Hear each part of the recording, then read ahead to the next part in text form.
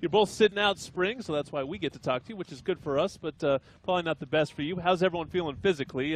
Toa, start with you, then Cam. I'm feeling pretty good. I know Cam's feeling pretty good too because we work together on a regular basis. So it's been good overall, though. Cam, how are you doing? Obviously, the last time we saw you, just limped off the field. It wasn't a lot of drama when you got hurt. I remember when you got hurt, and you just sort of limped off, and then all of a sudden we hear you're done for the year. Yeah.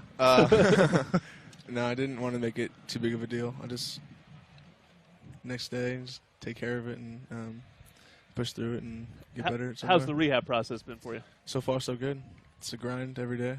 Wake up and got to get it done. But right now, it feels really good. So I'm excited and ready to get back.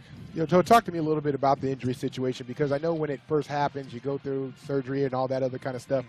At first, some people get the feeling that, it's an impossible climb to get back. You have that kind of feeling. How has that feeling been for you? And at what point does that sort of wear off and you're sort of like, okay, September will be right around the corner? Yeah. I feel like time heals it all, because I remember, in the first couple of weeks, just learning how to walk again was the hardest part, and I was thinking, man, like, how am I going to be able to run? And then once a couple months go by, I start being able to jog. Jogging is hard, and I'm limping while I'm jogging, and I'm thinking this is really hard, but then another couple weeks go by, and I'm running fine. So I feel like with time, it'll heal all, and you just got to trust in the process. Cam, when I look at this defense, there's not a ton of playing experience in that front seven, and you comes in as a freshman All-American, and you have that one season under your belt. This team will probably lean on you a lot in the fall, assuming you can get healthy and you can get back. How have you tried to still maintain with that leadership role without being able to play this spring? In my position, you have to find a way to get better. And I think taking the mental reps and seeing and paying attention the entire time, not goofing off, and really being glued in mentally is where I've found my ways trying to get better and understand the defense overall, not just as my position where it was last year. Being a young guy, I was just worried about making sure I was doing the right thing. But now I'm able to look at everything, understand the defense overall, and I think I've picked it up pretty quickly. And just watching each rep and paying close attention was key for me. Cam, last year, you learning and understanding the defense and the angles and all those types of things really was the key to your success in terms of being able to come in and have an immediate impact. How much difference is there in the defensive schemes between what you guys ran a year ago and what Clancy Pendergast brings to the scheme? How much is it more complicated? What more or less goes into it? I think there's a lot less thinking this year. We got a call and it'll play through the whole thing, through the whole down, and there's not, like I said, not too much where it's like, oh, well, I think this is it. I think it's where maybe it was like that for some guys last year. I'm not really sure. I'm not going to speak for anybody else, but this year he's definitely glued in the basics, and we're going to run it through. And what we have going in right now is going to be the same thing going through the fall camp and all the way through the season until national championship. But it's simple and it's effective. Toa, this offensive line should be very good. You have 9 different players returning that have started games before. You've got juniors, you've got seniors, highly ranked recruited players all in the past. It has been difficult on you guys, though. We just talked about this. 6 offensive line coaches in 6 years. Yeah. So how have you first have to take to Neil Callaway, and how difficult has that been on your unit trying to learn a new voice every year?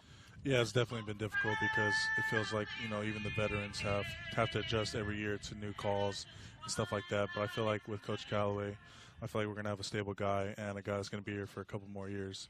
He's an awesome coach. He's older, so he's a lot more strict on us, but I feel like that's what we need. I feel like we've gotten a lot better just watching the guys go and get better every day. He's a little gruff, right? Yeah, I mean, everyone definitely. sort of talked about him like that. You enjoying at least while you're out watching everyone else get yelled at. Yeah.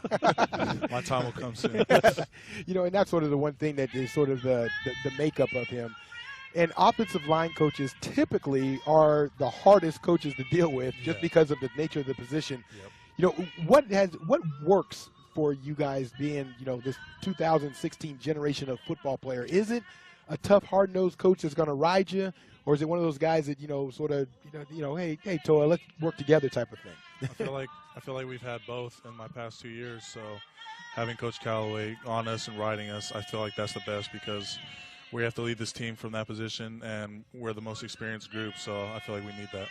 Cam, 7 guys have come in during this spring as we take a little bit of a hushed Masters tone here. As Toya Martin, I believe, is singing the national anthem. T. Martin's wife, belting it out, a former major recording artist. Did you guys know? You guys are way too young to know that Toya had a hit song in the 90s. When I was growing up, Toya had a hit song. Do you know that, JJ? No, I didn't know. Oh, you probably danced in the club to Toya Martin. You didn't even know. What? Yeah, no, hit her up on YouTube. There's a big song and there's a music video. We watched it. You know, she's like bouncing around through a high school. Yeah, it was a hit song. But Cam, you know, you last year you came in early, like 7 of these guys have, and then obviously you end up having a great freshman season. How much did that help you, you know, adjust quickly and you know, as we look at some of these guys, you know, how will it help them? It was key coming in early. He came in early as well, right? Yep. So, yeah, I felt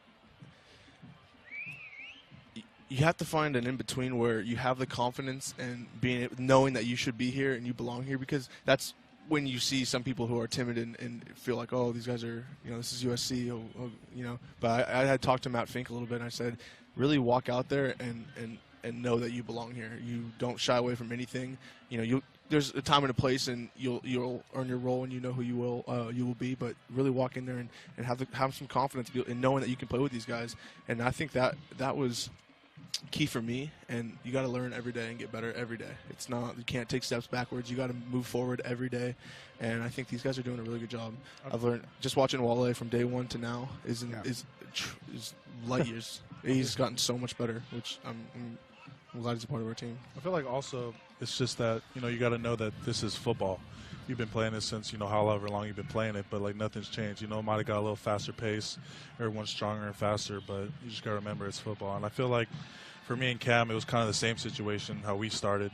You know, there was guys that were hurt and that they were supposed to come back in the fall and get their spot back, and we happened to play all through spring and we were starting. And so I feel like it just fell into fall camp, and we knew what we were doing, and just led on to the season. You know, how about with the influx of new coaches? So I'm speaking not necessarily at the offensive line spot, but just all the spots in general.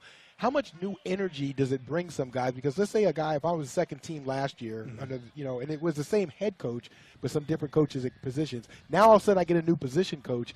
How much does that maybe energize or boost some guys to, sort of say, hey, look, I got a sort of a second lease on life, and now the competition starts all over? Yeah, sure. I feel like it helps a lot with as far as like confidence and just bringing a new light upon the year, because my guy Nico's in there starting the whole year, and he's got a new coach, and we all have to fight for our spots when we get back. So I feel like it's probably helped him a lot to know that he actually has a chance. He's not just filling in for hurt guys. He actually has a chance at the spot.